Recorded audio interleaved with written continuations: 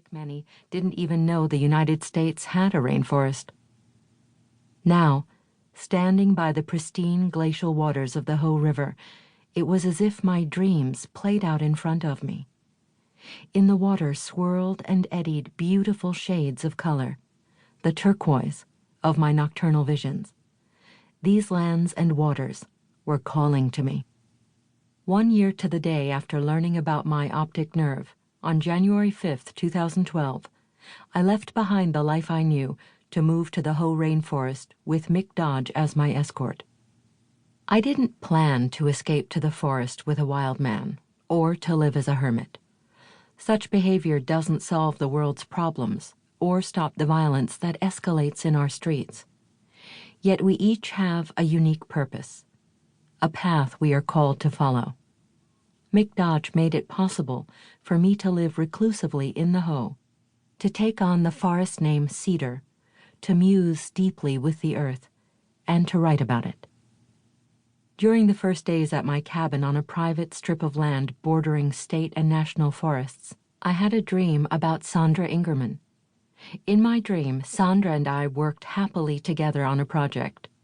The dream was so pleasant and real that when I awoke from this dream, I decided to ask Sandra if she'd like to write a book with me.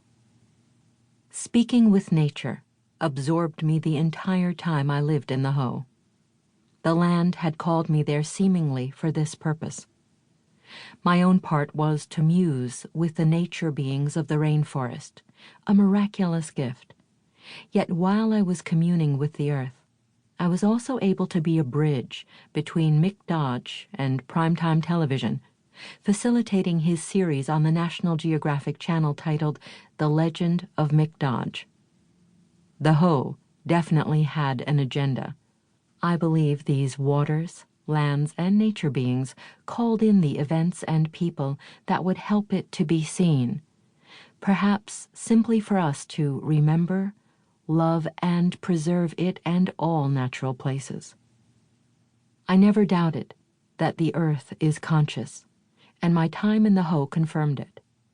Those who are open to hearing nature's call can participate in an amazing unfolding, exciting, reassuring, and also humbling. The magic of the wild and the rhythms of nature lead us back to the intelligence and mystery of life. As in ancient indigenous and matriarchal cultures that recognized the mystery and deep feminine nature of the earth, we are reminded to hold both women and the earth as sacred. Despite all we may do these days to reconnect with nature and with the creative feminine force, we can still feel separate from the deep feminine power of the earth, which also resides within us. This audiobook offers ways to bridge these gaps and open to our instinctual nature. The feminine principle is known by many names.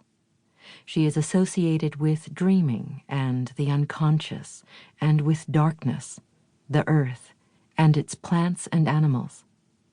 The sacred feminine embodies spirit and mystery.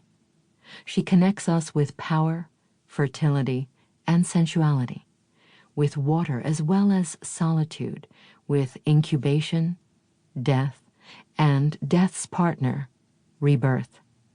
Reviver of the dead, nurturer of life and the inner worlds of feeling, sensing, and intuiting, the deep feminine is an alchemical muse.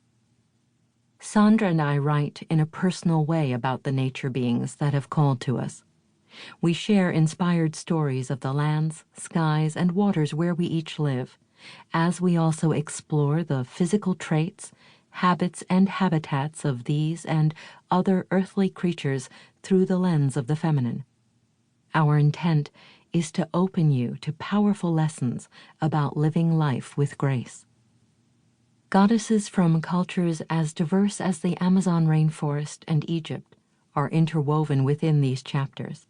Listening to this book will open you to their spirit medicine and subtle messages, as well as those of plants, animals, and elements. It offers practices and journeys that can be used at home or anywhere to access